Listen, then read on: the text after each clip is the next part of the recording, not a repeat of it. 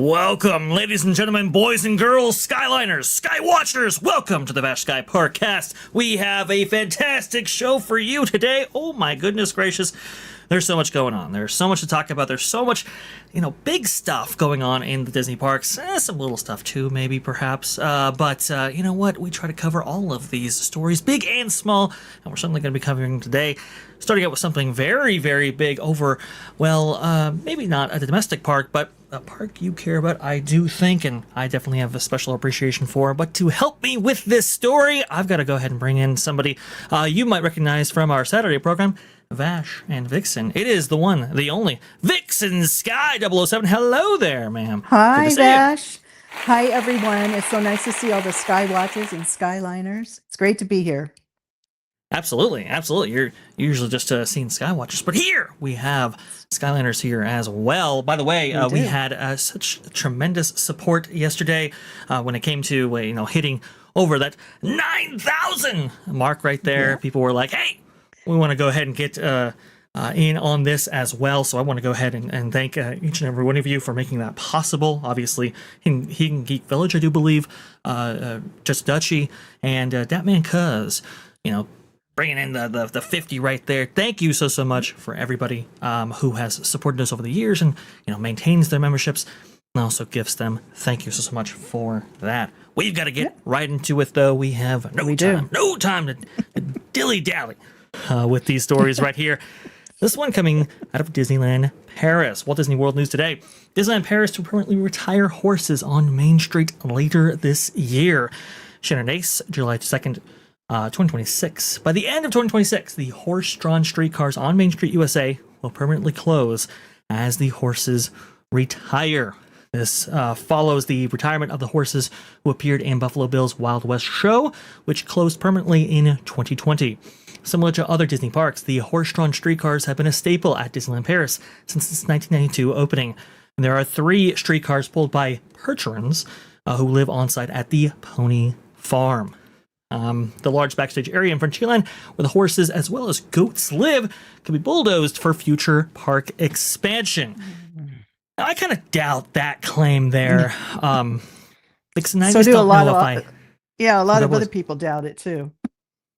Right. The Mountain King, actually, who takes a particular interest in everything Disneyland Paris, had this to say about what is actually going on right here. Now, I know it's in French, so I'm going to go ahead and translate for you off screen. The removal of the Main Street horses is simply a budget cut. All Disneyland Park extensions have been designed to preserve what exists, not to reduce the offerings. And you can kind of see right here blueprints of the park and where expansions had been formerly or previously considered right there. And I believe, so you're just gonna do that to me, X. I just cannot believe you. So the Pony Farm and where it actually exists is very interesting. It's around the border of Frontierland, which actually coincides with roughly where it existed at Disneyland for a period of time right there. You'll remember the Pope House and all of that, Vixen, perhaps when doing research into this subject right here. A staple of Disneyland, obviously starting up there at that park in 1954 to get ready for its 55 opening. And one of the reasons why I doubt this claim is because Disney moved heaven and earth. I talk about the story all the time. The Circle D Ranch that used to exist on that northern edge of Frontierland.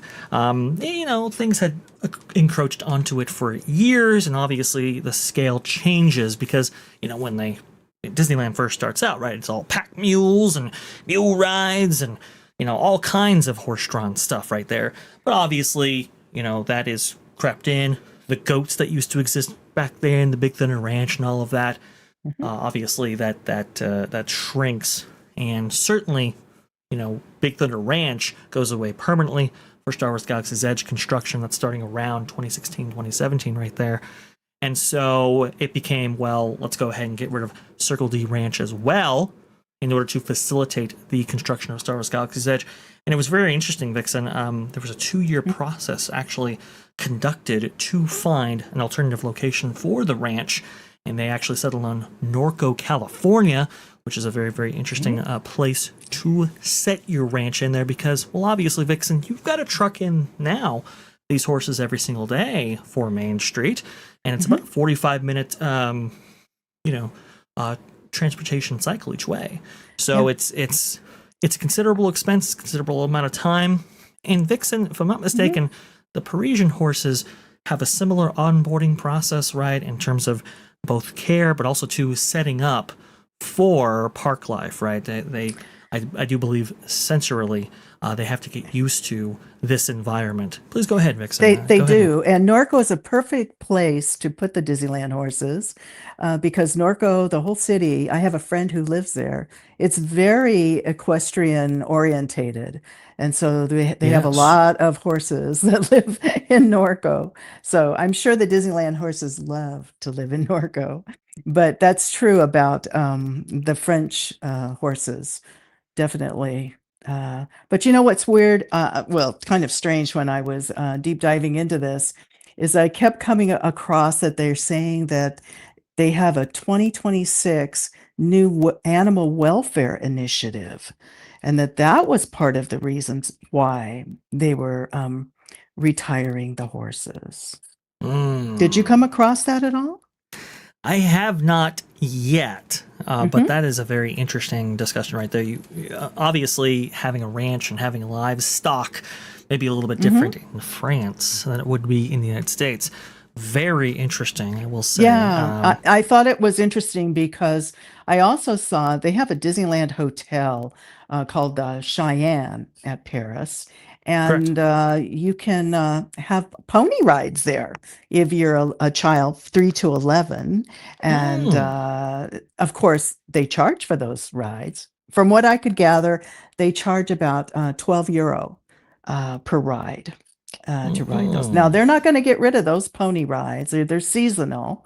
And they're also not retiring the horse-drawn Disney fairy tale carriage that you can have when you book a Disney fairy tale wedding at Disneyland Paris.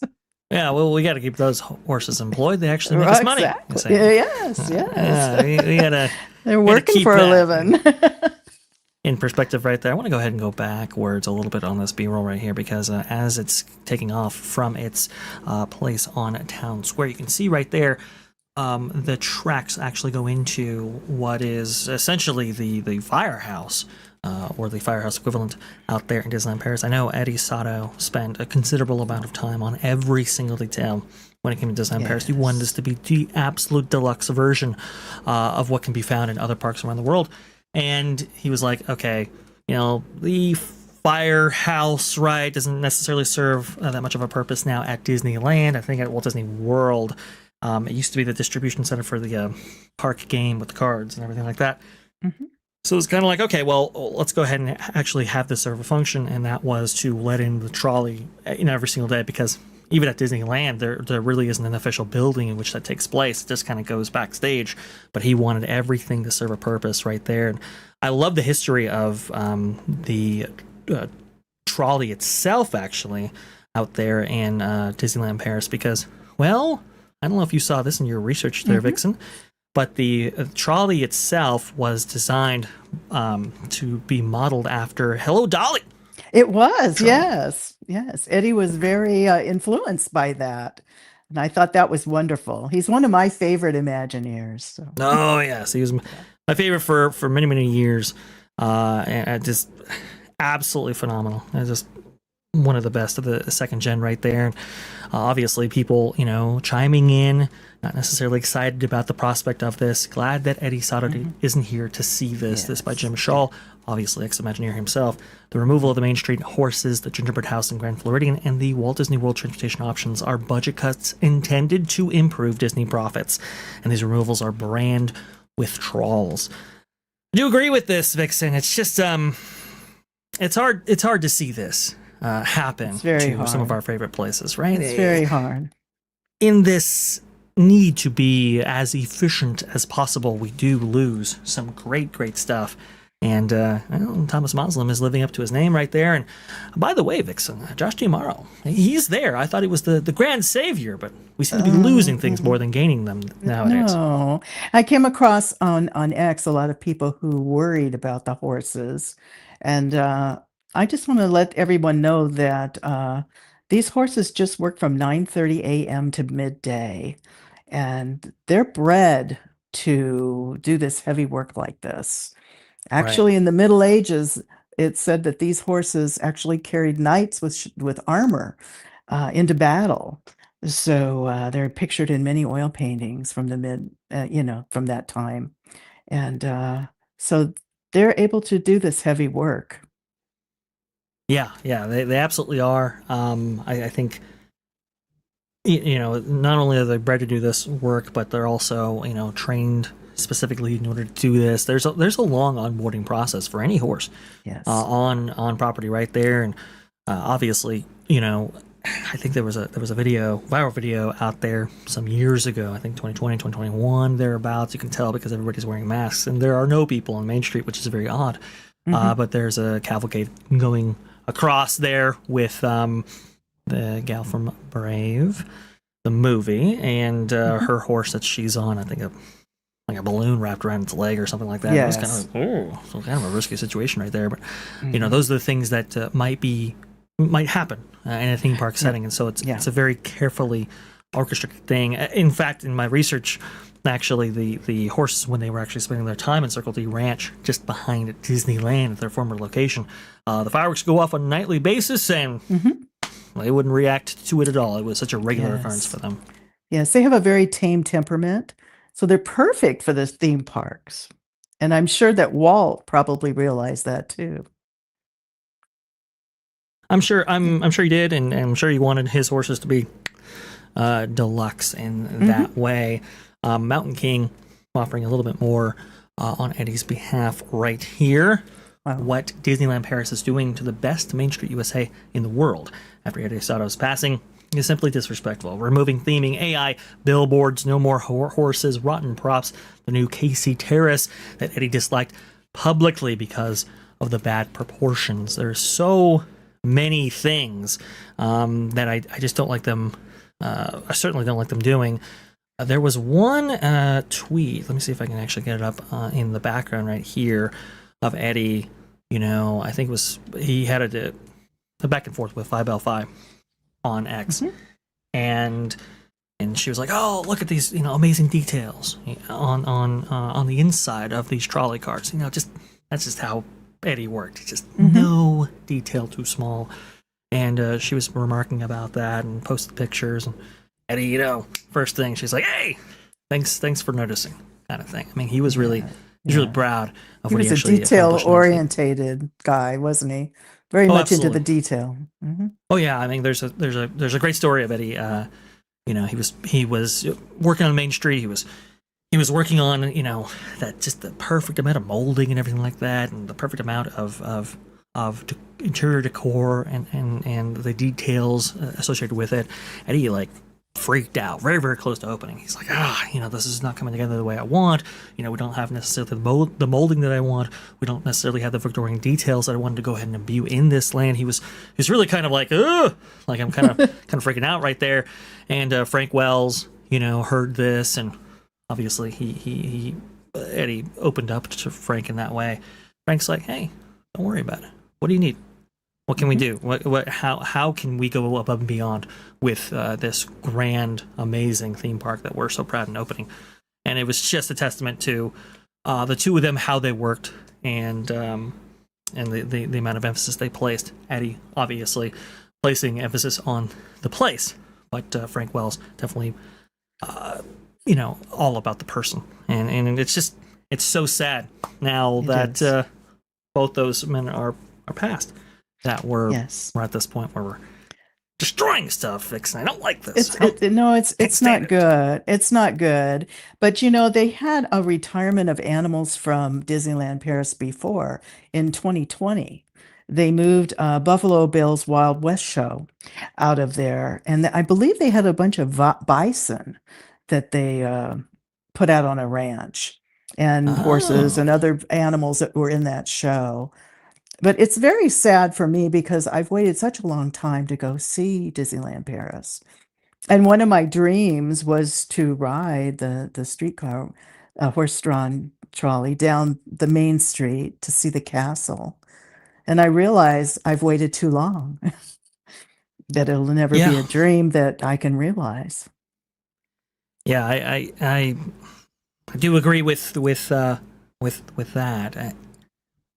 It's just tough. That man, I just Mhm. for me, I didn't get down there fast enough to see how the original incarnation of the 20,000 Leagues Under the Sea exhibit was That's maintained there. true. They if anybody's been a fan of Vash and Vixen in the past, Mhm. and anybody's seen our prior shows, we did a whole steampunk episode going into all of that, and you'll note that the 20,000 Leagues Under the Sea exhibit at Disneyland Paris, that was modified in order to make it more, I don't know, marine exploration type Mhm. theme. Truly bizarre decision. I don't quite like that at all, but yeah, it's just the benefit of not actually having expansion in your park, which I do believe, in terms of meaningful additions, expansions, all of that. I don't think that's occurred at Disneyland Paris since 1985, if I'm not mistaken. It is the longest park that Wow. has not benefited from a meaningful expansion, right, or a meaningful big new attraction that has been Mhm. installed. One of the benefits of that happening is that you don't necessarily lose anything that was originally intended by those Imagineers back in 1992. Now, obviously, we might be on the precipice of that changing. I do kind of agree with Mountain King, though. I'm not sure if, in fact, um, if we are on the precipice of expansion for Disneyland Paris Park. I think Disney Adventure World needs a little bit more before we start looking at this park, but c'est la vie. I Right. mean, they're making hasty decisions anyway. Exactly. And people on X were saying, well, the horses are being treated badly because they have to do the, walk down Main Street in hot heat and snow and rain. But these horses are bred to be out on ranches. And Right. also they also were with stagecoaches and carried the people in the stagecoaches. So they're able to carry that many people, and they're on tracks, so it's not as hard to pull. Right. They're That's a good. taken well cared for. They are. They're well cared for. That's a fantastic point, and I just want to highlight. I mean, at least when it comes to the Californian version of the ranch out there, I mean, Mhm. Disney has been world renowned for how well they treat their Yes. animals, care for their animals. Right there, obviously, you can see the ribbon cutting ceremony for the Circle T Ranch in the Norco area right there. It's just this allegation that they don't actually treat their horses well. I think anybody can attest to. Try Circle D Ranch over there, Walt Disney World. If you've ever visited Right. out there around Fort Wilderness, they take great care of their horses. I don't imagine anything differently taking place in Disneyland Paris. So I think that it's just Right. nonsense in terms of Yeah. my view. It's an emotional subject, sort of like the pirate, Yeah, Pirates of the Caribbean, right? it is. People It are is. emotional because when you lose something, you're not able to really say goodbye to it. But this is leaving. The horses are leaving at the end of the year. That's what they're saying. So if you have a chance to go to Disneyland Paris before then, you'll get to see them. You've got a chance to go there Hmm. before You do. the time runs out right there. I think in late 2026 right there. We'll be keeping an eye on all of this, keeping an eye on all things Disneyland Paris Sure will. operationally and thereabouts. Certainly want to monitor the situation because it is really, really interesting. Cab 5560 coming in here. I really enjoyed how Vixen explains things. She's very intelligent, articulate, makes it very, very interesting. Oh Also my. got compliments Thank you. from Nicole Williams, like Vixen's voice there, and coming at us Oh, from X, Theme Park Wizard, shout out to Vash and Vixen, the best duo out there. oh, thank Pretty you, cool. Wizard. Thank you, everyone. Thank you so very much. This is very thankful. I'm very thankful for you. Absolutely. Absolutely. We're all very, very thankful to all the audience members and especially those who take a particular interest in Vixen.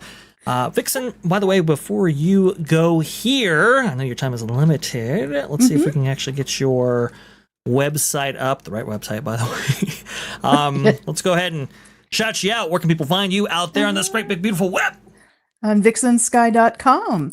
And it links you to all of my different social media pages. And I'm very active in my social media pages. So any kind of social media that you have, come on by and say hello. Absolutely. 100% right there. Really, really enjoy your commentary, Vixen. Also, too, Thank vixensky007 at gmail.com is where you can actually submit your pet of the week for our Saturday program, Vash and Vixen. We're going to have a great pet of the week. Well, it's going to be pets of the week this week. We're letting the pets off for the 4th of July. We're giving them a little vacation.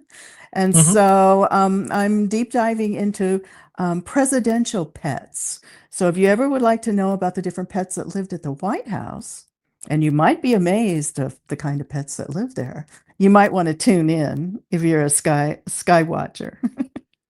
Absolutely. That is for sure. We're going to be talking about all things Americana because, well, it's going to be the 4th of July on Saturday. A big, 250th right there. We want to go ahead and celebrate big as well, going over Disney's history with Americana. And like America Sings, we want to go over America on Parade, all kinds of stuff. Please join us there. By the way, this is a great showcase of what we actually do on Vash and Vixen. So, hey, you know what? If you're a member, you have access to the Vash and Vixen program. But if you're not, come on, join us. It's a lot of fun. Come on, join us. Yeah. Thank you so much. We'd love to see you. I'll see you on Saturday, everyone. All the Sky Watchers. Bye. Absolutely. We will certainly see you then. Vixen, thank you so much for coming on. Thank you, Vash. I'll see you on Saturday. Absolutely. See you Saturday. Bye. All righty. Let's go ahead and do it right there. We do have another gal who helps us out here with the program. That is my producer extraordinaire, MJ, or MagicalyMJ, as she's like to known on social media. Please, MJ, are you back there? I know you've been starring stuff. I know you've been highlighting stuff. Anything you want to go ahead and highlight on our program before getting into our, topic on the thumbnail? MJ will suffice. Thank you very much. I appreciate that. Your segment just now was amazing. We do have a couple of starred super chats. We do not go, nothing goes unnoticed, folks. We see everything. Juliet coming in as always. And you know what? This is my mistake. I should have probably done this before we started the segment. I apologize. For £2 British.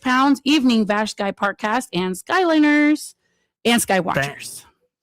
Thank you so much, Juliet. Very much appreciate that. Yeah, if we were late getting to this, I just wanted to maximize Vixen's time. That's all it was.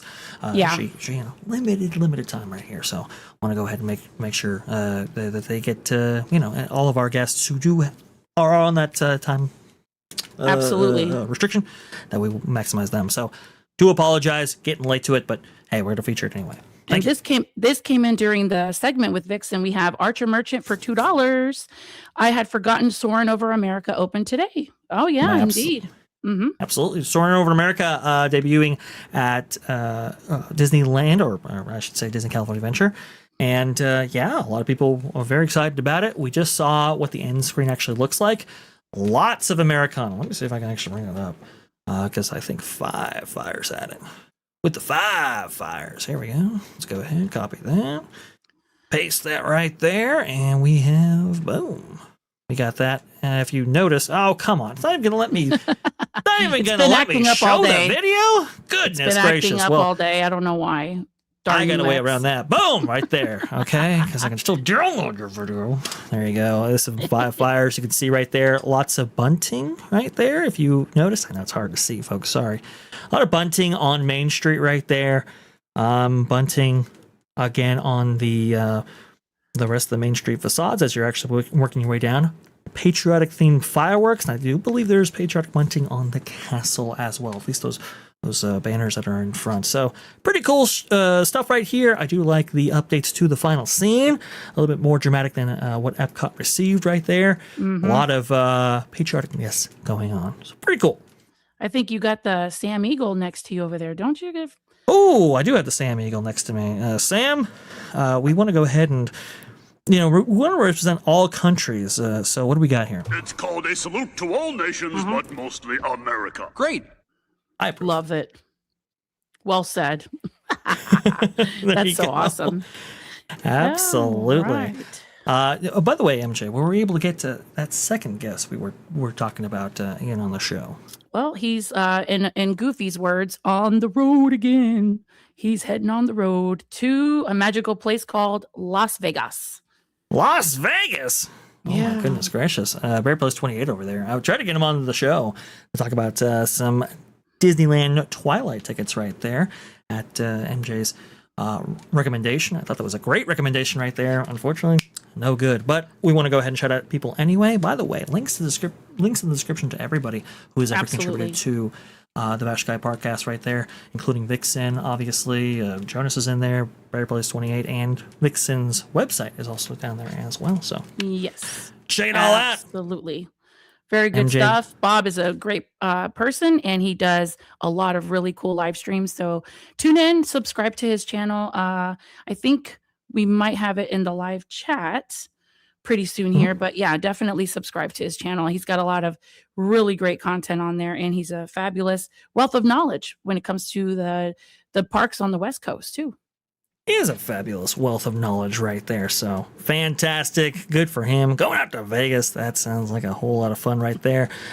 Speaking of fun, not much fun to be had over there at It's a Small World. Walt Disney World today. Video fire at It's a Small World attraction in the Magic Kingdom. This by Alice Kennedy right here, July 2nd, 2026. And updated as well. A video has surfaced on social media showing a fire/smoke emergency at It's a Small World in the Magic Kingdom. The video posted on TikTok yesterday, July 1st, shows guests evacuating the attraction. Cast members can be seen in the loading area of the ride, and there is either smoke or extinguisher fumes filling the space. No guests were present in the area at the time of the video. A guest is overheard saying, "It looks like someone dropped something. We are unsure if that statement is related to what has caused the incident." We actually do know what caused this incident. It's going to be interesting to go over that. Let's go ahead and see the video right here. I do believe we have some audio as well. Let me just make sure that the audio is clean, and it is. All right, let's go ahead and play this right now. I wonder what it was. It looked like someone dropped something. That's no good right there. That's not what you want to see, MJ. This is some crazy, crazy stuff. I did try looking at the app yesterday to try to see whether or not this had happened late in the day, this happened early in the morning, how operations actually handled it. It does look like if it happened yesterday, which I do believe it did, according to my research right here, it was kind of hard initially to find out what exactly happened right here. But they did reopen the attraction later on in the day. So I did see a wait time posted right there when I looked at the app yesterday. This was a pretty crazy one right here. Let's see. I do believe we actually do have, though, the reason for the fire. Let's see if I can actually get to that. Let's see. Oh. And we don't have it here. Walt Disney World today. What are you doing? What are you doing to me? They're hiring, by the way. Our site, maybe. Well, yeah. I kid you not. They're hiring reporters left and right. They need them. Yeah, exactly. Tom, we're going to need those reporters. All right. Well, I'm going to have to go to Pirates and Princesses, who have a little bit more of an update for us. Yes. So in my research here, what caused the fire? It seems that a portable charger was causing the fire. This was a guest's portable charger exploding, not Disney on the ride. You can blame them a lot, but not for this one. I do agree with that, and that's kind of what makes this story very interesting, MJ, because, you know, those chargers, as they exist right there, well, they're coming in all shapes, sizes, formats, everything else. Let's see if we can get some B-roll of this fantastic attraction that everybody loves with that iconic song right there. Oh yes, people really dig this thing now. So apparently, though, I'm going to go ahead and get the props ready for you guys. It was not a regular portable charger. It was actually, from what I understand, a wireless portable charger. So people might not be familiar with that tech, so I'm going to go ahead and make myself big here just for a second. There you go. Okay, you can see you've got your phone, you got your cell phone, right? Cell phone right there. Whoop. All right. Now, built into iPhones, currently right there is MagSafe, and you can actually get MagSafe chargers now, in which you can, MagSafe cases, I should say, for Samsung devices right now. It's pretty convenient. It's pretty awesome. That means you can use the MagSafe device and you can connect it magnetically to your phone. So some people will actually do this with wallets and so forth, but obviously the application extends to chargers. So this is a MagSafe wireless charger right there. You can see about fully charged right there by Anchor. And you can see the phone right there. And you can see right there, it just magnetically applies. And now you have this MagSafe charger on the back of your phone. If I press the button, now it should show that it's charging. Yes, it does. So there you go. That's a MagSafe charger, or a wireless charger. I do believe that was what was at an issue here. All right, so let's see if we can go ahead and get that going right there. That was a great presentation, Vash. Thank you so much for the visual. I tried. Yeah, it's what I can do, because some people might not be familiar, so we want to obviously include them on the conversation. The only problem with those MagSafe chargers, though, they can get a little warm right there, a little toasty. So you don't necessarily want to get one of those units from a place that, well, is questionable, let's say. You can buy a lot of stuff on Amazon. Perhaps you want to pay a little bit more for those name brands right there, those established brands that have been making chargers for a long time. MJ, does this make sense to you? What's your take on all of this? I actually have questions more than just a take. It's like nowadays we're seeing more and more things like this.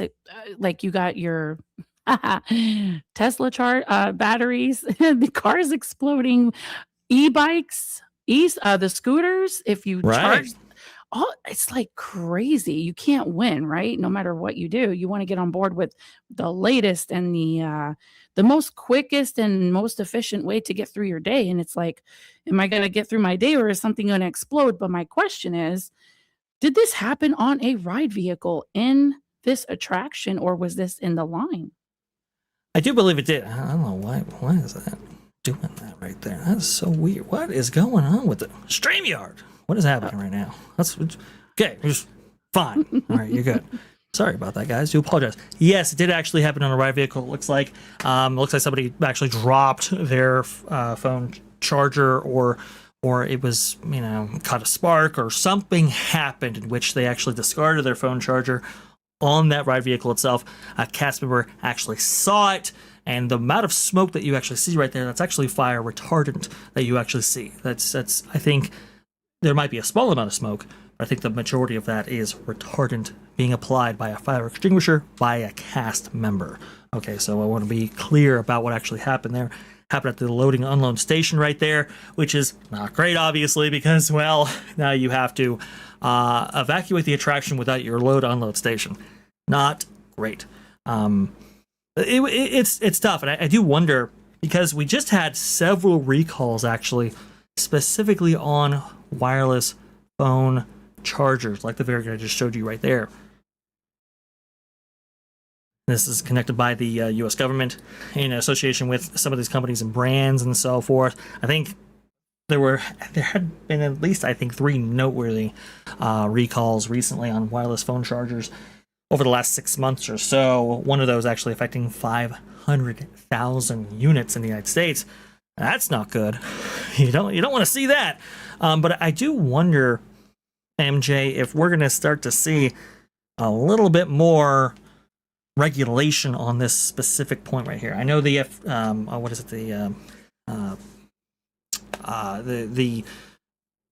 regulations as it relates to flying, right? I think those have changed when it comes to chargers and everything like that.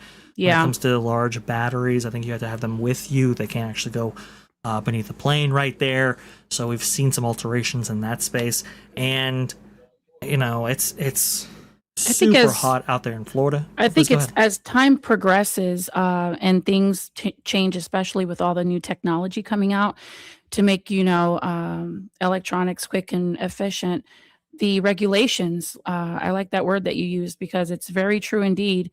The theme parks, when you go through the clearance, security clearance, just like you would at an airport, because they have to check your bag and make sure you're good to go. There's going to be a time where certain things are just not going to be allowed. Question for you: e-cigarettes, are those even allowed, like vapes? Because those can explode. I've seen it, and they can be dangerous. Yeah. I wonder if Disney allows them in their parks, just out of curiosity. I don't believe they do, actually. Let me just. Oh, you can generally bring vapes into Disney parks. Can't use them inside the parks. I see. I gotcha. Okay, bring them in. Can't use them. That kind of makes sense right there. But I will say, like, you are right, MJ. Those vapes right there. I've seen some incidents actually happen there. I do kind of wonder why you would even bring them with you necessarily if you can actually use them. Obviously, people coming off of work, they have them in the purses or whatever. I think that kind of stuff happens. Good question, though. Very, very good question, because I've kind of wondered that myself.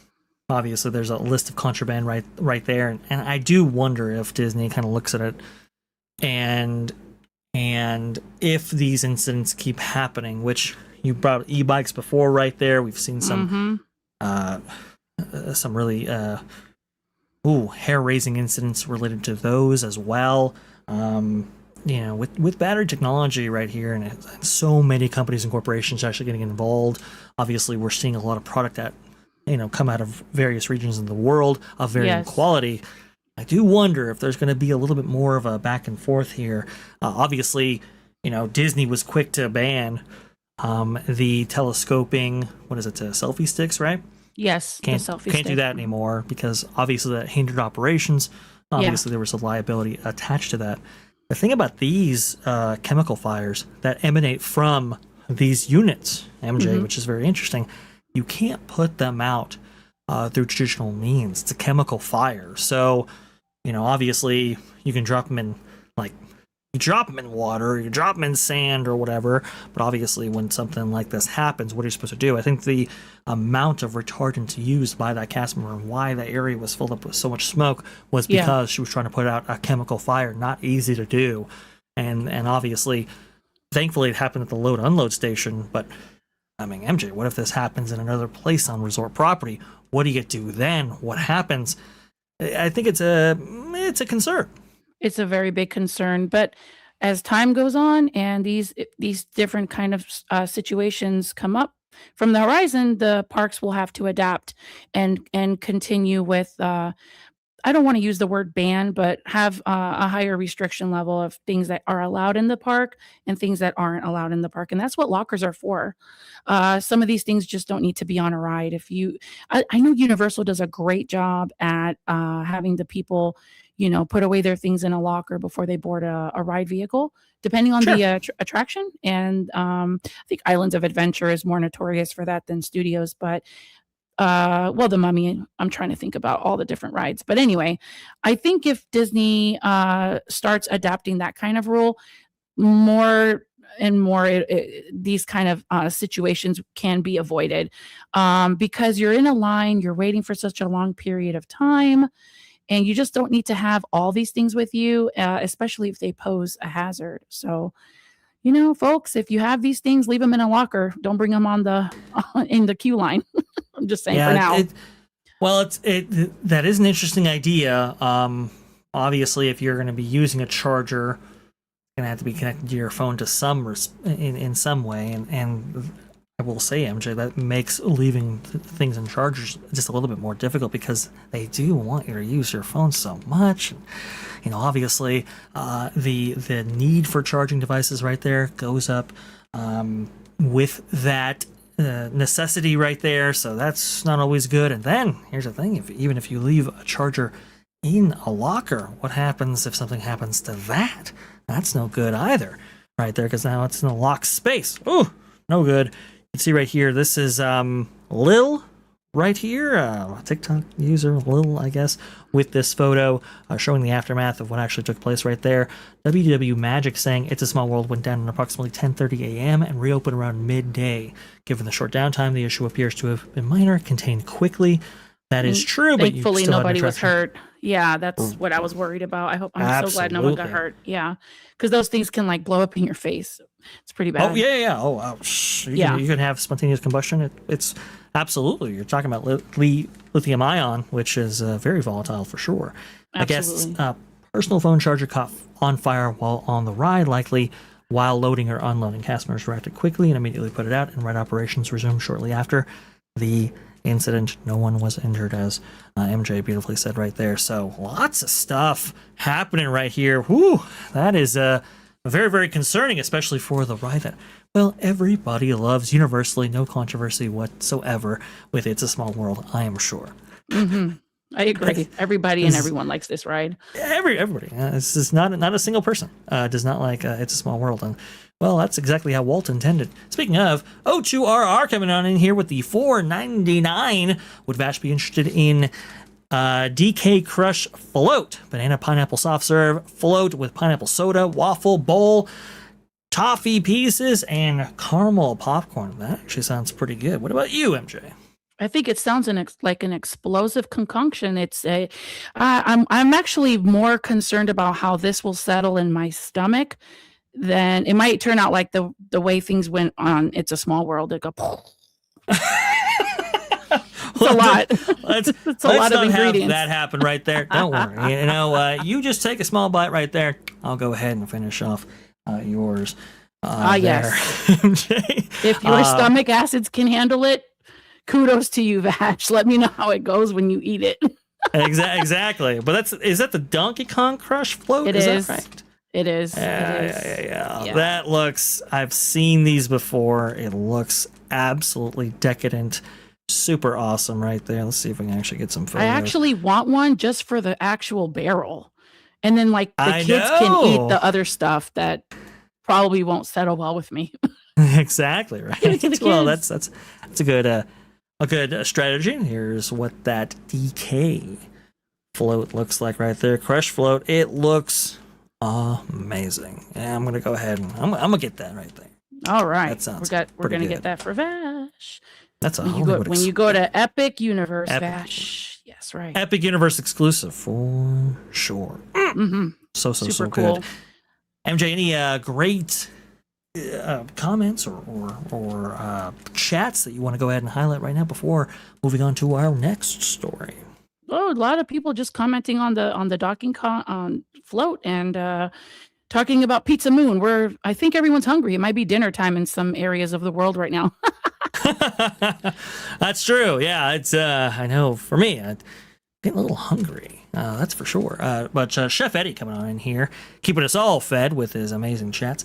Did they remove the word maintenance from the dictionary? It seems like everyone has forgotten what it means these days. Yeah, there have been some questionable maintenance that we've been seeing there at Walt Disney World and various parts of Disneyland. That's no good. And obviously, when it comes to Disneyland Paris, they didn't want to maintain the horses. So, let's go ahead and cut. Let's go ahead and be operationally and efficiently sound, as I'm sure Thomas Moslem has imbued into the entire company. I knew he was a efficiency guy. I knew he was an operations guy. I knew he was like, hey, he wanted everything to be streamlined. But man, very, very aggressive here.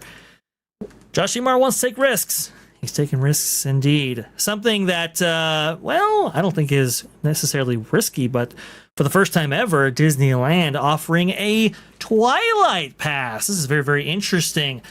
Whoa, coming out of here. KTLA 5 has this one for us. Disneyland launches limited time $59 nighttime ticket deal. It's by Iman Palm right there at KTLA. Disneyland is making summer nights at the happiest place on earth a little easier on your wallet. The resort announced a specially priced evening ticket that allows guests to visit either Disneyland or Disney California Adventure Park at night on select dates this summer. The ticket, available beginning Tuesday, costs $59 for ages 3 and up and grants admission to one park for the evening. The limited time offer is valid for visits from July 12th to August 5th, 2026 on Sundays through Wednesdays and requires a park reservation. We'll get into that in just a moment. Entry times vary by location. Guests can enter Disneyland Park starting at 7 p.m., Disney California Adventure Park starting at 5 p.m., with access lasting through each park's closing time. During the summer, Disneyland typically closes at midnight, DCA at 10 p.m., which means guests can enjoy 5 hours of admission at either one of those parks for $60. This is very significant right here because on nights in which this perk is available, it's going to be Sunday through Wednesday from July 12th through August 5th right here. You know, it's a pretty penny to actually go to Disneyland during that time. Obviously, your lowest price that you'll encounter is a Tier 2 ticket, which if you don't, maybe haven't seen, let's see if we can actually refresh this page. There you go. Mickey Visits on there. You have 7 tiers of different pricing for the parks at Disneyland and Disney California Adventure. And so the range of tickets that you'll actually be encountering on these specific nights right here, obviously your Sunday is going to be your most expensive. Tier 4, that's $184. And then Tier 3 is $169. And then your lowest day that you're going to be going and taking advantage of this ticket is $149. Even at that $149 though, that's still what? A third of what that price is, and then even better value with those Tier 4 tickets. And people, I will say, MJ, they've been quick to show up. This by 5 Fires here, I think a day ago. Disneyland starting to sell out of that evening July 12th ticket. So you can see, select your park right there, and on Sunday, July 12th, Disneyland not available. Disney California Adventure is. You can also see right here from Theme Park IQ, the Disneyland evening tickets are flying off the digital shelves for Sundays. So the 12th, obviously marked out for Disneyland, and on the 19th and the 26th in July, you can only go to DCA with that Twilight ticket. That's actually kind of amazing. what I'm calling it right now. My question would be, is this price for only California residents, or anyone can purchase and take a drive over? Anybody can purchase it. That's what's very, very interesting. This is some nighttime footage of Disneyland Resort. Obviously, this shot during Christmas time. Forgive me, guys. You're not going to be able to see Christmas with this whole thing. It's Christmas in July. Looks prettier anyway. It's always Christmas in July. That's fine. Yeah, we're good. Perfect. Well, I will say, so here's what's the incredible value about this, MJ, because Disneyland, I think, is the most stacked park when it comes to entertainment and entertainment value, right? As you can see right here, you have that projection show that occurs nightly, I think 3 times a night at Star Wars Galaxy's Edge right there, the Skywalker show that they have. You obviously have Fire the Rising Moons in this same area, taking advantage of those nightly fireworks, which you will benefit from with this ticket. So I looked, okay, every single Sunday, every single Monday, every single Tuesday, every single Wednesday as part of this promotional offer, and the park hours are the same. You're getting in from 7 to midnight, so 5 hours. Obviously, from 5 to 10 over there at Disney California Adventure. Disney California Adventure, you are benefiting from those World of Color shows, which are performing on that night. Disneyland, I mean, the entertainment options are endless. Like we just saw right there with Fire of the Rising Moons. You're getting 2 Phantasmics per night, 2 performances of what is it? The Paint the Night Parade. Sorry, it just escaped me right there. Also, too, you are taking advantage of nightly fireworks presentations. I do believe it's Wondrous with pyrotechnics, which is awesome right here. MJ, this is a pretty good value if you're looking to just get in for a few hours right there, take advantage of some of the entertainment opportunities at Disneyland, and during the evening, paying far less than what the day guests have paid. Your thoughts, please. I think it's a fantastic deal. I would like to know if it's similar to a special ticketed event that we usually have at Walt Disney World, where you get in at a certain time and they give you some perks for your purchase during the hours. Typically, I think those evening hours or special ticketed events, forgive me, they usually start at 7, but they allow you in at like 5, and then you have access to the park for the entirety until about 12:30 a.m. or 1 a.m. I'm wondering, what time do these parks close if you're allowed to come in starting at 5 o'clock? Mhm. Right. So, okay. This is very interesting because this isn't technically an after hours party. This is simply separate admission to a day that is normally open from, let's say for Disneyland, it's 8 to midnight. So that park is available for day guests at around that time, right? So when you're paying like a tier 4 price at $184, you're getting the full day. This is now, okay, let's go ahead and sell a ticket that allows entry at that time. So in Disneyland's case, it's 7. So you are mixed in there with the day guest and the annual pass holders who would usually take advantage of this time from 7 to midnight. So for both parks, it's 5 hours that you're actually getting in there for $60. Not a bad deal, especially if you're like an enchant key holder. Just gotta think, Vixen, a lot of the lower tier passes, or magic keys, I should say, at Disneyland are blocked out around this time, right? So Yes, enchant key, I did see that comment. I'm going to highlight it right now. all right, completely out. Yeah. Go ahead. Yep. No, I was highlighting it as you were talking because this is, I'm asking you the questions because Sure.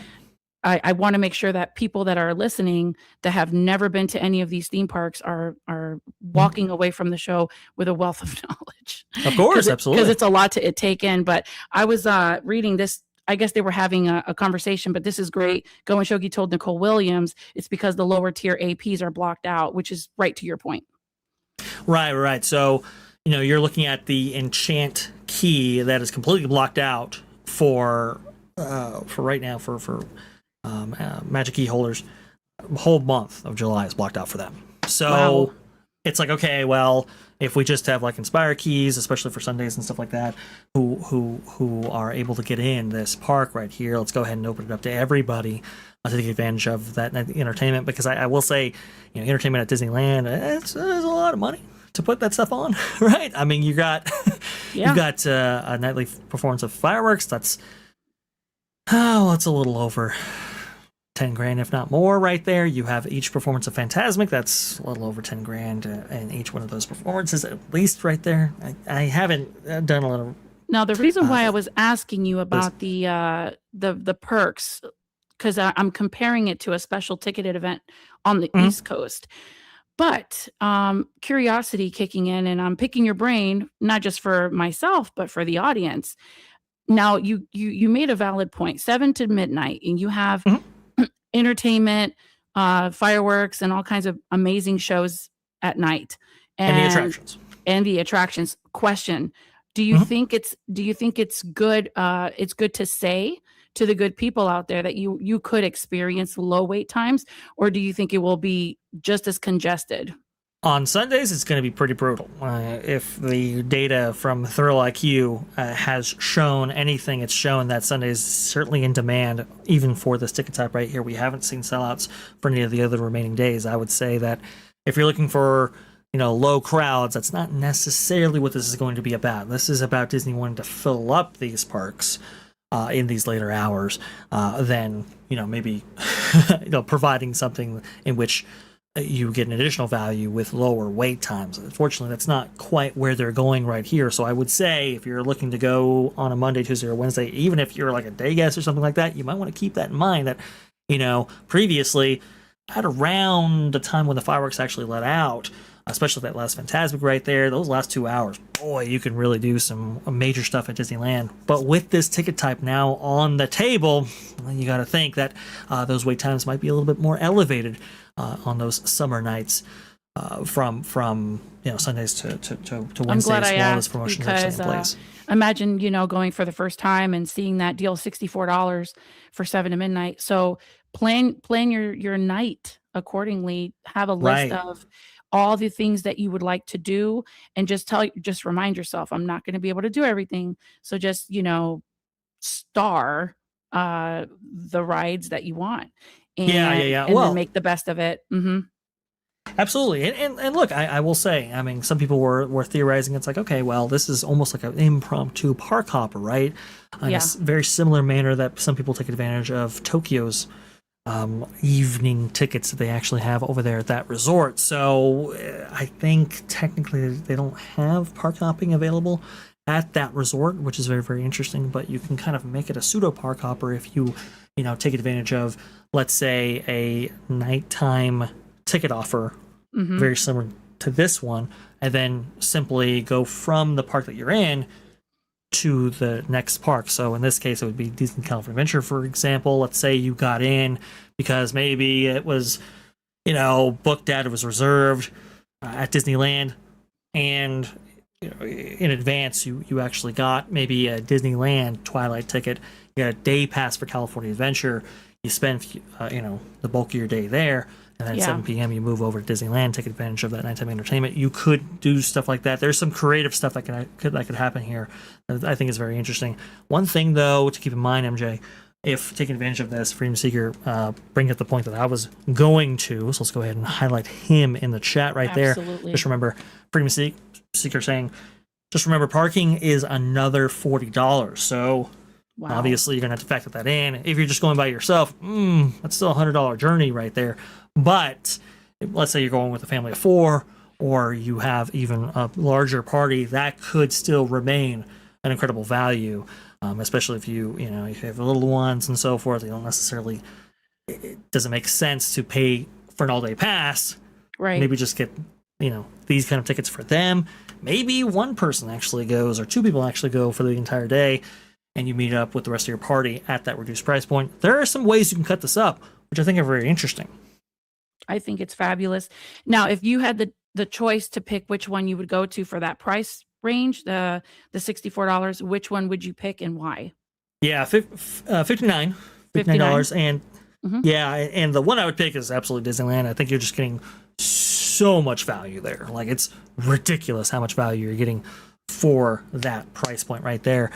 A couple things to note, though, with that, Disneyland, their restaurants have been closing at around like 8, 9, that kind of thing. So if you're looking to go there for some eats, that might be a little bit of a problem. I could imagine the Esplanade getting backed up with people waiting to enter Disneyland at around that 7 p.m. time right there in order to take advantage of the full 5 hours that they're paying for.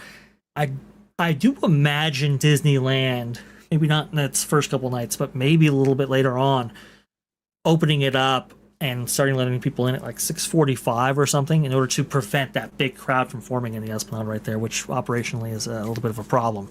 So these things you're going to have to think about when taking advantage of an offer like this. Remember, too, if you're a Magic Key holder and let's say you have an Enchant Key, right? You're thinking, I'll just go ahead and scan my annual pass and I'll get in parking for free. That's not the case. You can't actually take advantage of your parking privileges. Well, actually, no. The Enchant Key doesn't even come with parking, so that's. I'm so glad I'm picking your brain. Yeah. This helps everybody out there. If you do have parking privileges in your pass, right, and if you don't have a reservation made with that pass, you can't actually use that parking privilege like on that night. So you're going to have to pay that $40 if your only admission are these passes right here. So just wanted to go ahead and put that out there. With all the promotions going on, especially over here on the East Coast, we have the 2:00 ticket, and then you have your Florida resident ticket, which I think applies to Georgia residents too, where it comes out to $64 a day for a 4-day pass. With all the deals going on, I don't know.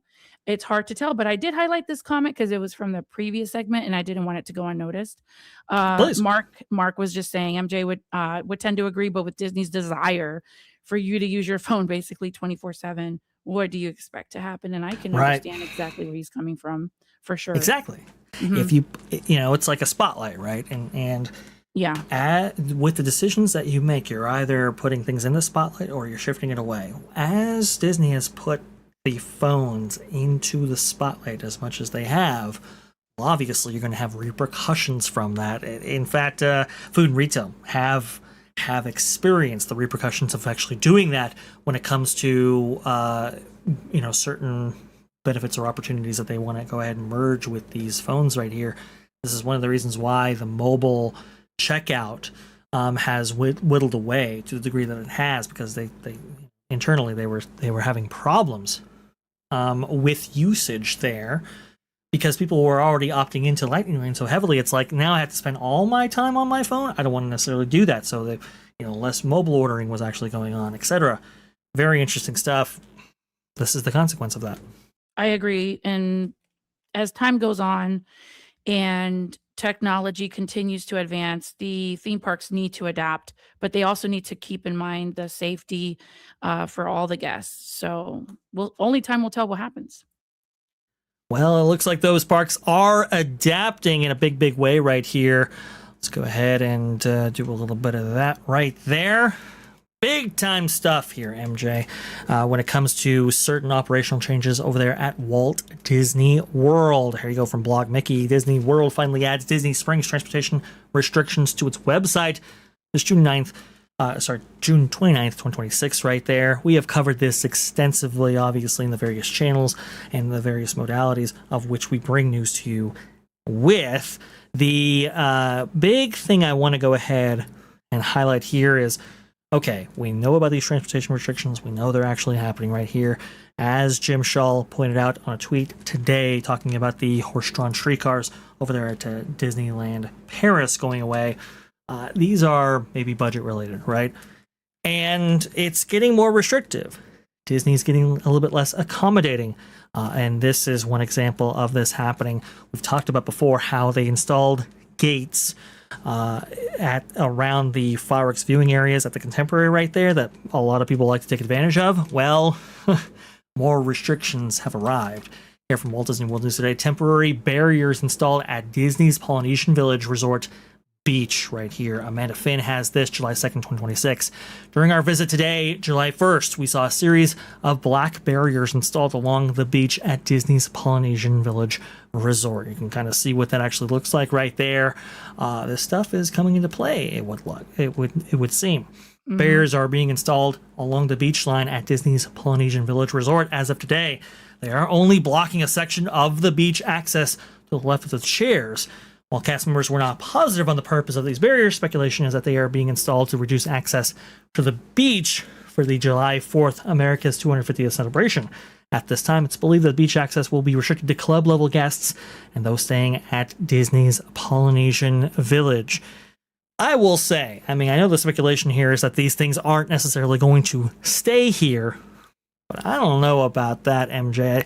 It's just, there's when no you way, unless you have a cast member or some kind of security, there's just no way that you're going to be able to filter who's staying in what part of the poly.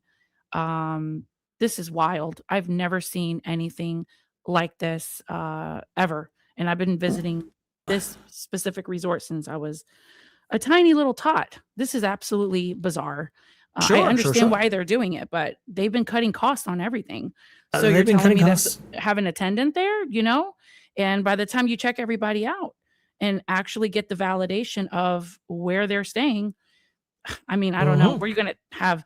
So I posted on Instagram, the fireworks start on July 3rd and they go through the 5th. So this is the border that they're going to have until the 5th of July. That's absolutely wild.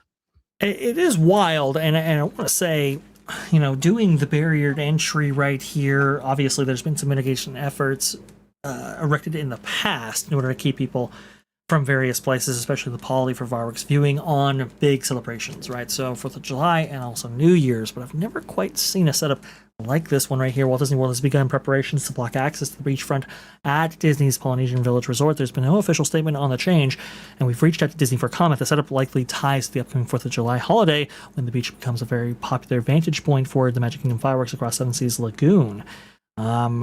Green scrim fencing is up along the walkways leading to the beach, closing off the paths that normally connect the resort to the shoreline. The barriers run in sections across the concrete, blocking access to primetime beachfront firework viewing locations. All of this, by the way, provided by Mike there from Blog Mickey. You can kind of see what this display actually looks like right here along the shoreline. It's, when you're putting stuff up like this, MJ, I don't know if it's necessarily temporary, as they are implying right here. It might be.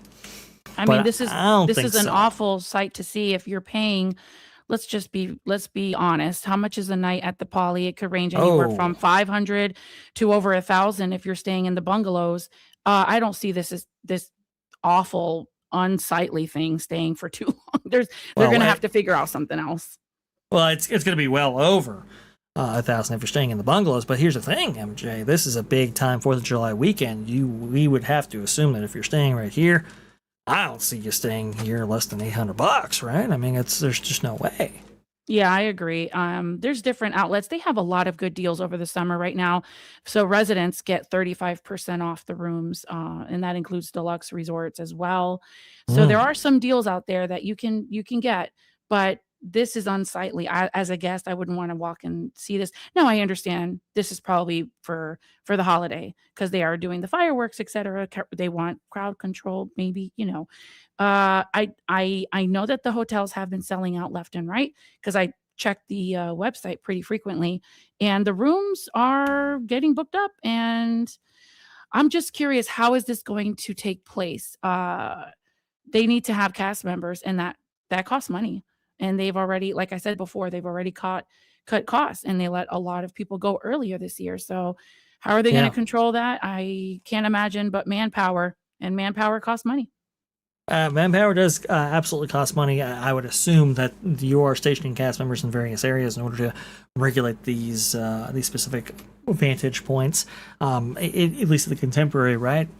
When you put up a gate and it's a little bit more straightforward. Here, Exactly. though, you have so much access from all around because, MJ, there used to be a thing about accommodations, right? And there used to be, amenities with attached to visiting or even staying at the Walt Disney World resorts. Yes. And it was all supposed to be, travel here, travel there, very welcoming, very hospitable. And now we're putting, gates and security guards and all these different, things in order to regulate people, crowd access, all of that, because Yeah. we want to go ahead and maintain these for resort guests. And I don't know if that's the ultimate end goal right here, but it certainly has an effect on the hospitality of Walt Disney World as a whole when you actually do this, for sure.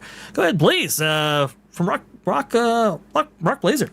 Rock Blazer 12 for 5. And I brought it up while you were talking because this is pertaining to the segment we're covering. Absolutely. And he says, I said this the other day, but I'm expecting the resort monorail to soon be limited to hotel guests only, especially with the new ferry coming. But Vash, I have a really fascinating question for you.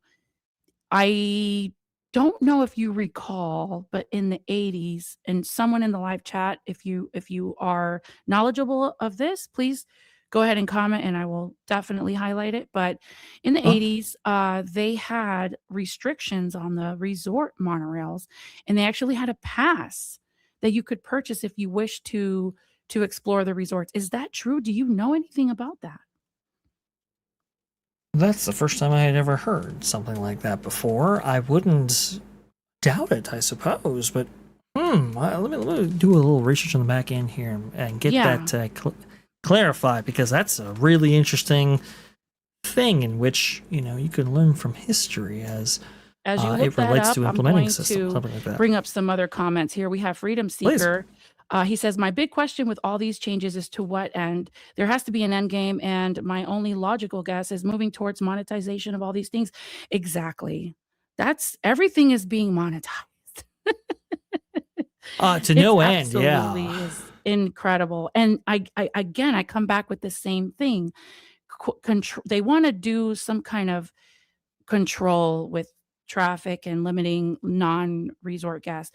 That requires a lot of manpower. People that work at Disney, cast members are going to actually have to validate if you're staying on property or not. And I don't see how you hardly see any cast members now. Look at the kid that jumped over the rocks at the Animal Kingdom Lodge. Where were you, cast member? Let's see. We have Kit Kat. The fireworks show is extra special due to it being the 250th. Yes, they are probably anticipating a huge influx of people. I I agree with her. This is very true. I didn't even think about that, Kit Kat. Good point. 250th is a big deal. It's not just like your every year, the same old dance and song. They probably even have a special fireworks show for the 250th, I would think. I have to look do some more research and look into that more. But we have O2RR came in with a super chat. If you want to take care of it now, Vash, is that okay? Yes, absolutely. Great. How about a Yoshi mushroom Alfredo, fettuccine Alfredo with grilled chicken, mushrooms, broccoli, and a Yoshi egg, Parmesan crisp. Sorry, but I'm hungry. That actually sounds really, good. really. Now you're making me hungry. But I thought Mario doesn't like mushrooms. Yoshi must eat mushrooms because Mario hates mushrooms. So. If you watch the movie, he hates mushrooms. Anyway, just saying. Yeah. Let me go back to this. Are you still looking up that resort monorail fee from the 80s? I am. I'm telling you some interesting stuff out there, but the internet is full of lies and we must get it from a reliable resource. I'm trying. Oh, let's see here. I saw another comment and I can't find it now. My goodness. Let's see here. Well, we are going to be covering later this during the show the 250th in Tokyo and how beautifully they decorated that. So not only you're celebrating here at the different domestic Disney parks, but they're actually celebrating America's birthday overseas. Well, stick around for that. So that's going to be extremely interesting. This is a really good question. Binkcoin Pro. My question is Josh D'Amaro behind this? That's a very good. He is the CEO after all. It's a good point right there. I hope that everybody's enthusiasm for blaming Chapek or blaming Bob Iger for a lot of these changes and the emphasis placed on cost cutting efficiencies, right? Obviously, we do have that amazing clip that we love to play right here, which, by the way, I meant to play this one for the horse segment because I think Nicole Williams actually made reference to it. Here you go. You didn't. Well, of all the cheap, lousy ways to save a buck. We also have this one as well. Reducing costs is not necessarily one's favorite thing to do in running a company. It is a necessary thing to do often. And we have this one that applies as well. I'm not wild about the fact that it is so expensive now to go to Disneyland or Walt Disney World. I'm not wild about the fact that it's harder than ever to have everybody be a VIP at a Disney park because they're selling certain things. The things that I would do differently. Yes, and he did certainly do things differently. That's for sure, right? The interesting thing happening here, I think that one goes on forever. It does, but all those clips were hilarious, right? They all kind of apply, right? Yes. No, it's the thing is that the CEO, right, really does shape how these parks are treated. We saw that with the Eisner era. We certainly saw that with the Iger era. People are asking, hey, why are there no IP-less attractions coming out of WDI? It's like, well, Bob Iger was there. Bob Iger said, if we invest in anything, we're going to do it with IP. It's just kind of how it goes, right? And that's actually what we received, and that's very much unfortunate. I think with Josh D'Amaro, I think the emphasis has been placed. Okay, we're going to go ahead and take risks. We're going to do some things that aren't going to necessarily make us popular, but we have to in order to, maintain the business. Obviously, when you have Mandalorian and Grogu underperforming the way it has, I think this is why you're seeing conversations about Lionsgate possibly being acquired by Disney. Right? They're willing to take some chances in doing that and to get young boys back interested in Disney somehow. Because, obviously they're boy-laden franchises to a certain extent, Pixar, but certainly Marvel and Star Wars have fallen off. Indiana Jones as well right there. So it's like, okay, well, we might be acquiring Lionsgate to do that, but with what money are you going to do that with? And you can see the emphasis placed on the parks in order to generate that cash, which, by the way, that was one of my concerns with new CEO. It's like, okay, well, if you have some initiatives that you want to necessarily do or undergo, right? As CEO, you're going to have to do it with some kind of cash flow, and that historically has always come from the parks, even back in Michael Eisner's day. That's why we saw the ramp up, the aggressive ramp up of park tickets around that time, because he needed capital, he needed liquidity to fund so many initiatives that he had in mind for the company, taking it from a family-owned company to the Disney empire we know it today. Obviously, that came at a cost, and us park fans took the brunt of that. I think that is happening again. I think Josh D'Amaro has made that clear. That's what he wants. Thomas Maslum is the guy to do it, because apparently he has a knack for efficiencies, and he has a knack for maintaining those costs right there. I think that's what we're seeing, and it's very unfortunate to see. I also think, because I've seen on many new social media outlets, but they seem to come from a reliable source. We're starting to see a trend from Disneyland and the resorts over there. Granted, there's not as many as we have over here on the East Coast, but from my understanding, Disneyland resorts do not allow just anyone to peruse and go around and explore the resorts over there, and unless you have a reservation or you're actually staying on site. Now, Walt Disney World has been very lenient in these past couple of decades, allowing people to resort hop. It became a culture. It just became a thing that you do, and they weren't like cracking down hard on it like they're doing now. They just kind of, I would say, allow it. It wasn't a big deal for them. But Right. do you catch what I'm saying? Like, you've been to the Disneyland resorts. Have they always been this strict as to what's taking place now on the East Coast? So it's ebbed and flowed over the years, right? Because obviously you have a local population, right? 75% of the annual visitation of Disneyland comes from within 250 miles of that resort property. So obviously you have some locals who, and they know the ins and outs, so to speak, right? So there's a consideration there. Also, too, it is nestled within a city.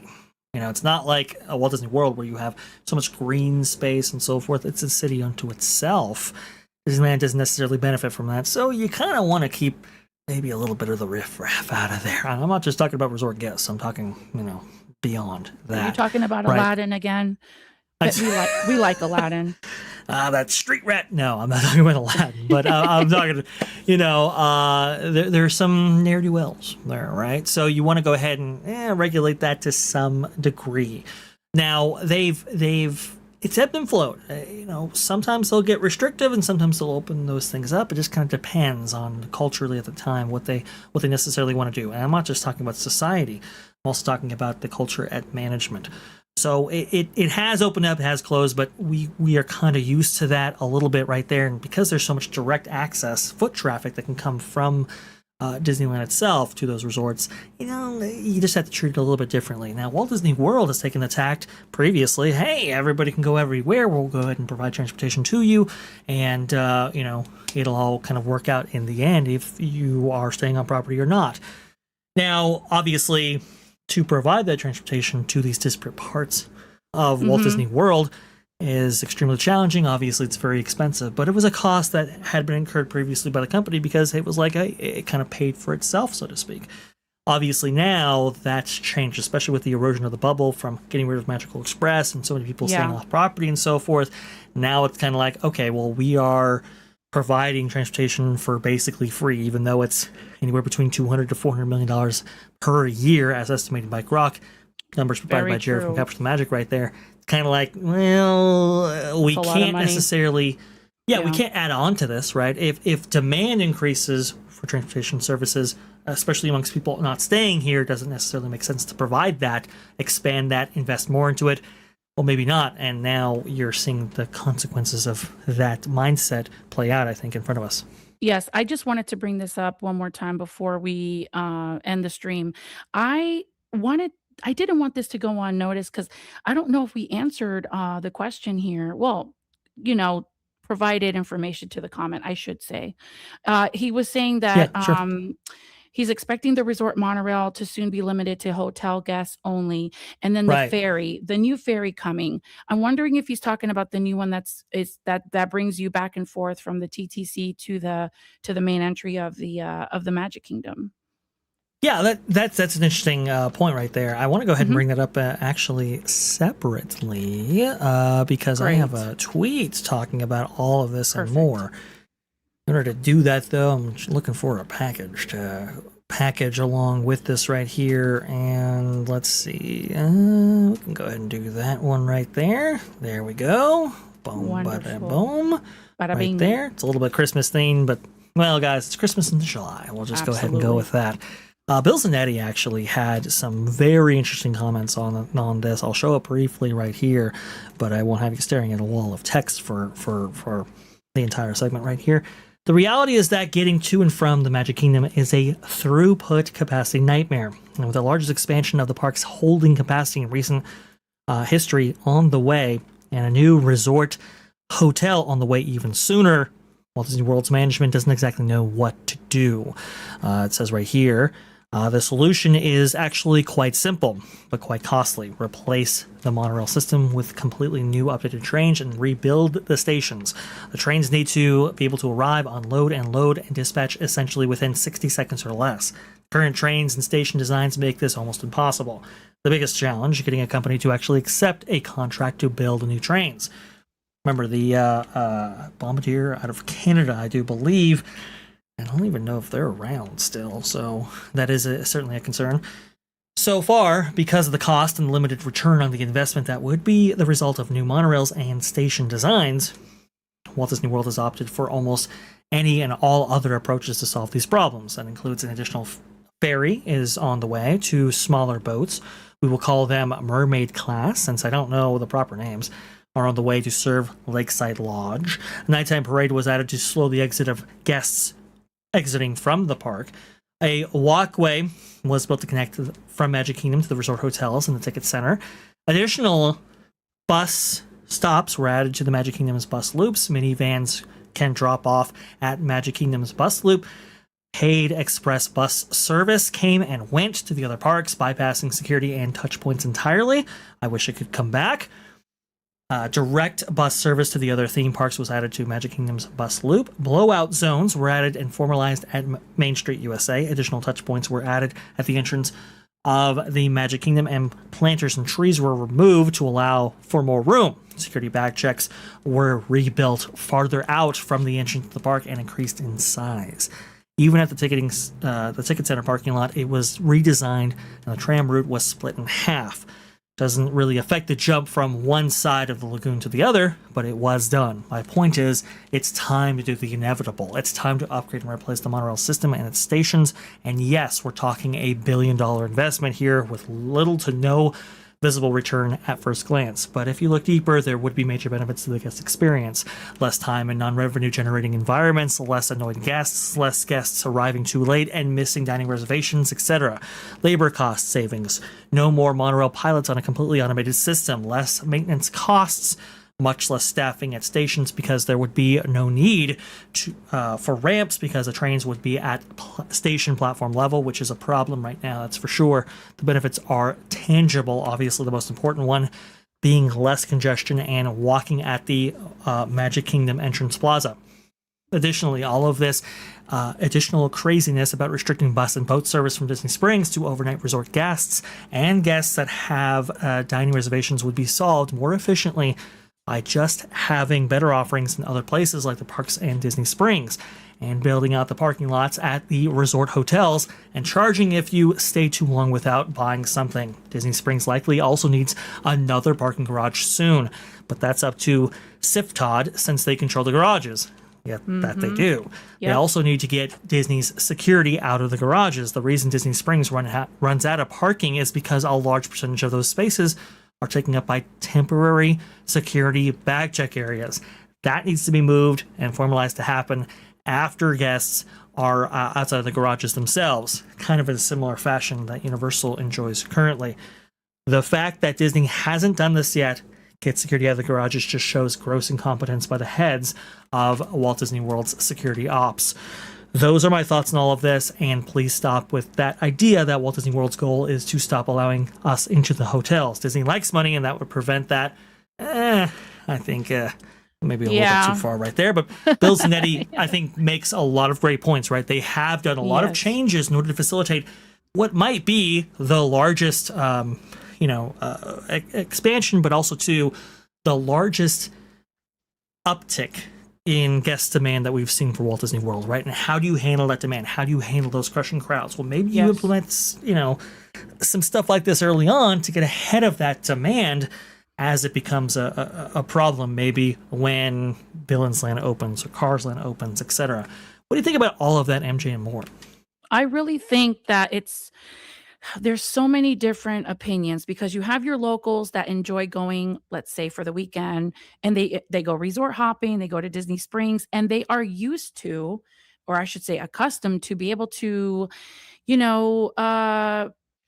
to use the variety of transportation methods that this grandiose resort has to offer. Because let's just talk about this for a second. You have the ferry that takes you to and from the ticket and transportation center. That's just one piece of the pie. Then you have your resort monorails, you have your park monorails, and then you have the friendship boats that take you from your hotel to practically the front gate of the theme park that you're going to. For example, Epcot and Hollywood Studios. As a guest, I'm putting myself in the shoes of a paying guest that's staying on site. I'm going to give probably the best example ever, besides the Grand Floridian losing the gingerbread house. But if I were staying at the French Quarter, okay, and just hear me out, and I'm paying, I don't know, $300-400 a night, and it's me and my family or a group of friends, I don't want to wait in a long line to get on a friendship boat to get around. That should be a seamless part of my vacation experience. It's supposed to be magical. It's supposed to be seamless. It's supposed to be enjoyable. I shouldn't be waiting an hour to board one of the boats, right? Mm-hmm. They're called friendship boats. To go to the Port Orleans, because I'm allowed to do that. I can use the pools at both properties. And then I could go to Disney Springs. But if you have an influx of people that are abusing the system, okay, quite frankly, that's what happened here. The system was obviously taken advantage of, and that's why they have these procedures now in place. So they're probably doing it to appease the guest that's staying on site. And I'm putting myself in the shoes of the guest, and I get it. I don't want to wait 2 hours for beignets at the French Quarter. I get it, but at the same time, it's just like anything else. Only time will tell, and people will have to adapt to that change, whether we like it or not. And that's a very good point. Don't take me wrong. I have done the trip. I've done the Disney Springs thing for the day and got on a boat, and I went and got those French beignets. They're delicious, but I can respect what's happening. I'm going to have to adapt to it myself. I'm not necessarily a local, quote unquote, but I'm just a couple of hours away from the property. And I'm not going to raise my arms like Kermit the Frog and start screaming. I'm just going to adapt to the change and deal with it. So that's a fair point right there. And that's the thing, usage right there. Obviously, you had elevated usage for transportation services, and it is quite complex, guys. I mean, I love this map right here.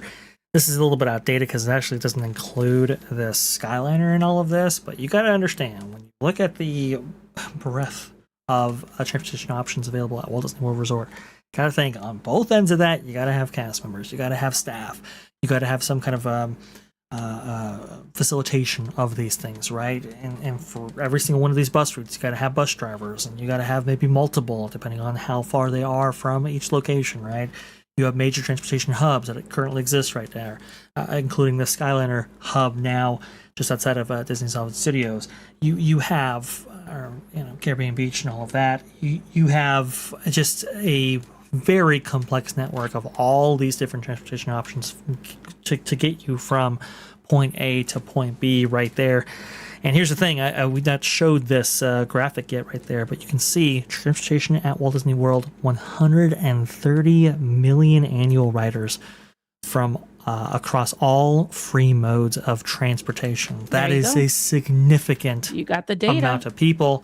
And so if in fact they're adding, the demand might go up, and that number might meaningfully rise, even by a couple of percentage points, you can see what effect that might actually have on the transportation system. And if it is being overrun right now, well, you can kind of see where they're at right there. Like 424 buses. Please. From Bitcoin Pro, right on your target here, Vash. Please. He says, my question is Bob Iger still in as a Disney, still in at Disney as an advisor through December 2026? He's wondering if that's correct, and that's a really good question. Yeah, he's still on contract. I mean, he's still there. He's still there. Yeah. He has not left yet. He's just not the CEO, but he's certainly he might have a board position. I'm not sure he might right now, be a consultant in charge of consultation. Right. Could be. He's still on the payroll. Go ahead, Freedom Seeker. Yes, Freedom Seeker. Parking for free at Disney Springs to go to the park sounds like a big pain. You are absolutely correct. It is a nightmare. I highly, how do I say this properly? Don't do it. Don't do it. It's not worth it. It's so inconvenient. It's actually kind of stupid. I would rather pay for parking and have the convenience of being closer, and you're taking more out of your day. Think about what you're paying to be at the park from opening to close. By the time you get to Springs and all of the traffic, you got to go through security. And most of the time you're in a parking garage, and then you got to make your way over to the bus loop, got to wait for a bus, and then that bus takes you to the park. I mean, it's just not worth it. And that's my opinion on that. If it's something that suits you, I mean, have at it, but it's just not convenient, especially on a hot summer day. No, thank you. Yeah, well, it's a very interesting thing there for sure. So I'm looking at this graph right here, 424 buses. Every single one of those buses has to have a driver. And for every single bus that you actually have, even if they're not in active service, you have to maintain them, right? You need a fleet of maintenance technicians in order to maintain every single bus that you actually have. 12 monorails. Obviously, those need maintenance technicians as well. And that's a system that has been automated, but you still need cast members at the various stations and so forth. And I do believe the cast member might still be in the nose of those monorails. Well, maybe not. But I know obviously that paradigm has changed ever since the accident back some years ago. But I'm just trying to highlight 36 watercraft, right? You got to maintain those. You got to have drivers for them. Everything else. I'm just saying, it's a very expensive and complicated network. So, from a business standpoint, does it make sense to actually limit this in some way, regulate that? Sure. Just not the most accommodating thing, and certainly goes against the foundational principles of the vacation kingdom as Walt intended back in 1970. It is supposed to be the most magical place on earth. You're supposed to go there and have a seamless vacation and enjoy yourself, and very few hiccups, if none, right? I mean, that's the goal. It's one of the reasons why so many people are shifting their vacation patterns, right? They're maybe going to Walt Disney World, perhaps less, and they're going to cruise line because of the all-inclusive nature of it, right? That's something that Walt Disney World used to have. Not so much anymore. O2RR right here coming in here. Oh, I just realized every super chat I've sent on meals and treats at Epic have mainly been on Ron and Vash's stream since they specifically cover theme parks. Yeah. That's okay. Bring on the meals, O2RR. Hey, you know what? Speaking of meals and theme parks, we have a little bit of an announcement as we end the show. We have our good friend Go and Shogi. He has a new channel and he's got content coming soon. It's not out yet, but he's working on it. And there you will find whimsical meals that are themed to your favorite rides, entertainment, attractions at the different various theme parks all around the world. You never know what you're going to get. And I highly recommend that everyone go over there and subscribe early and be some of the first views. That way you can ring your bells and comment and interact with him in his community posts. And I think it's a fabulous idea because we talk about theme parks so much, right? It's such a genius move on him. So good on you, Go and Shogi, and Godspeed. And we are here to support every step of the way on this beautiful journey that you have as the chef extraordinaire that you are. Absolutely. He's got that channel right there. Cabbages and Kings right there. We're seeing a link for that. Are you able to sing the song, Vash? Which song would that be? The While the Sea is Boiling Hot. No, but you might be able to. I'm I don't think I'm ready to sound like a walrus. Okay. Cabbages and kings. There you go. That's as good as I can get. Cabbages and kings. Yeah, There you go. You did exactly it way right better. there. Well, I try. Yeah. But Cabbages and Kings right there. Going to be going to show his new YouTube channels. Definitely check it out. Definitely subscribe. He's been such a great supporter of the various streams on the That Park Place Network. Also, too, an amazing mod. So please go ahead and show him your support right there. And somebody who keeps bringing the meals for us, and I'm sure has us all, our appetites are going crazy right now. O2RR coming in here with the $4.99. Thank you both for humoring me. Here's one more. Dragon fried rice at Blue Dragon.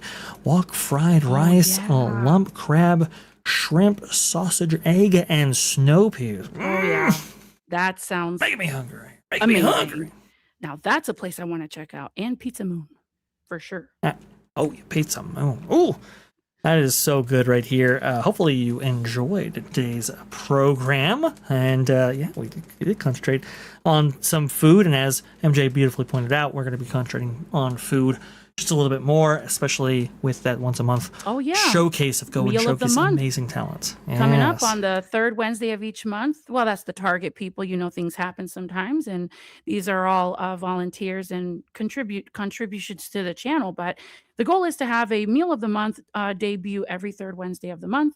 And it's going to be themed to one of your favorite attractions. So stay tuned on that. Exciting stuff. Exciting stuff indeed.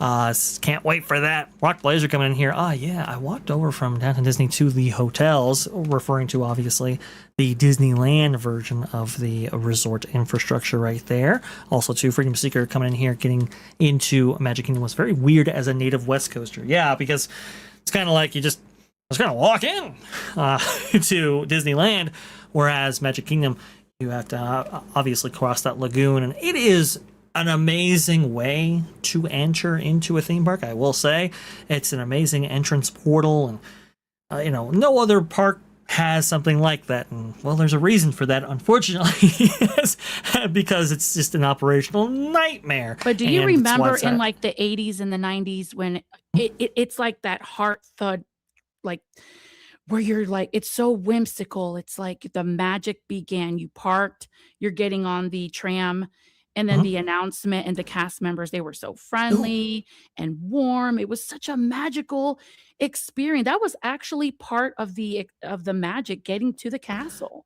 I know. I look, MJ, I felt that in 2023 when I went. I was like, I gotta take the ferry. I gotta go down here, and it's just it's so overwhelming. It's an amazing experience right there. You can see that castle in distance right there, surrounded by those amazing resort properties. It's like you've been transported to another world. It certainly has an effect. There's no question about it. Just operationally, it's very difficult. It's very, very difficult to do. And that's why we haven't seen it duplicated since. But hey, as long as Magic Kingdom maintains Seven Seas Lagoon, it is something that we can continue to enjoy. And absolutely, the new ferry I think will help. But tremendously. Some changes coming. Those ferries are in rough shape. I sent you pictures the last time I was there. I was like, these need some TLC majorly. Little rusty. Oh, yeah, sure. We obviously had that ferry accident not that long ago. But this is the other point I want to make before we're going to hand it off to Marvin in just a second here. But I want to go ahead and make the point that this is why Disney has been slow to invest meaningfully into the resort properties to expand them, right? Because with every single expansion comes additional infrastructure, not just infrastructure within those parks, right? But the facilitation of that demand. So for like Disney's Hollywood Studios, for example, maybe you need additional buses coming in and out of your resort properties right there. Maybe you need, I don't know, a Skyliner, which now they've added, right? To expand those parks meaningfully, you have to have accompanying infrastructure to go along with that. This is also why, like Universal Studios Hollywood, for example, you have the Starway that gets you from the upper lot to the lower lot. But what if you meaningfully expand that lower lot right there? We've seen it back up pretty good with like the inclusion of Mario. Well, now how do we facilitate even more people if in fact we expand the capacity out there in the lower lot. A very similar equation when it comes to these resort properties. And I think that's part of the reason why they're looking at all of this stuff now, because, well, we are going to have some meaningful expansions, at least in some of these parks, at Walt Disney World. It's great stuff right there. And John Make It Rain, last but not least, Disney's running up the price and landscape for the competitors that want to buy. It is possible. It is possible. Yep. I don't know if they're going to run up the price so much that Netflix doesn't want to buy, because I know that they're in contention to maybe acquire Lionsgate as well. Very interesting stuff happening in the media world as we currently know it right now. But, we've had a lot of interesting stuff go on, and that includes with Miss Magical MJ. If you want to go ahead and see her, please, MJ, tell people where they can find you out there. Yes. I was trying to keep away from the X link because I know not too many people like it. But it's fine. You can actually find me. I made a channel on YouTube. It's like a hub, and it has all my links, and it makes it easier. You can totally follow me on social media or not. But if you subscribe to my channel, I'd appreciate it. And then I'm going to be posting quite frequently about where I will be a guest on and what channels I'm featured on, etc. And there's some really good links. Like right now, I have a link out there with a lot of discounts, but Universal has the ticket deal. If you buy 3 days, you get 2 for free. So I would jump on that. It's from August 26th till about December 16th. That's the promotion period, and it's a really good deal, and it includes Epic. So I would totally get in on that deal. It's just a click away, and you'll thank me later. No big deal. But yeah, if you guys want to follow me, I appreciate it. And Vash, thank you for having me on your show today. I appreciate being here. Absolutely. Great to have you on, MJ. Thank you so much for contributing to all of our stories and more. And as the producer extraordinaire, I do appreciate you handling the back end of this amazing program right here. Definitely check out MagicalyMJ at our various social media links right there. Joe and Joey has her YouTube link as well. It is included in this description right here.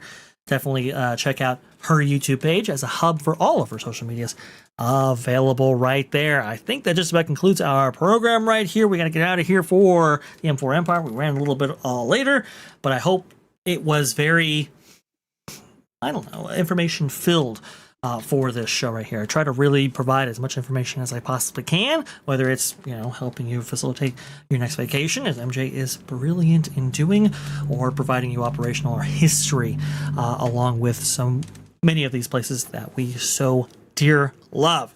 All right, let's go ahead and make our way out of here. By the way, Vash and Vixen is going to take place on Saturday at 3 p.m. Eastern right there, going on about the history of America as it relates to the Walt Disney Company, the America on Parade, America Sings, maybe the American Adventure, all of those things as we celebrate the 250th anniversary of this nation right here. Very, very cool. Can't wait for it. I think it's going to be really, really great stuff. So definitely check us out. I know we have, I think, almost like 100 more members now from yesterday's stream right here. So if you do have a membership, take advantage. Come on and join us for Vash and Vixen. That's going to be on Saturday at 3 p.m. Eastern, Wednesday 2 p.m. Eastern, and Thursday 6:30 p.m. Eastern is our regular showtimes right there. Looks like Theme Parkin' is going to stay at its Tuesday slot. That's going to be at 5:30 Pacific, but 8:30 p.m. Eastern right there. So check us all out. Thank you so much for coming on in. Let's go ahead and get you on over to the M4 Empire. Well, to all you Skyliners, Skywatchers, remember, the sky is the limit.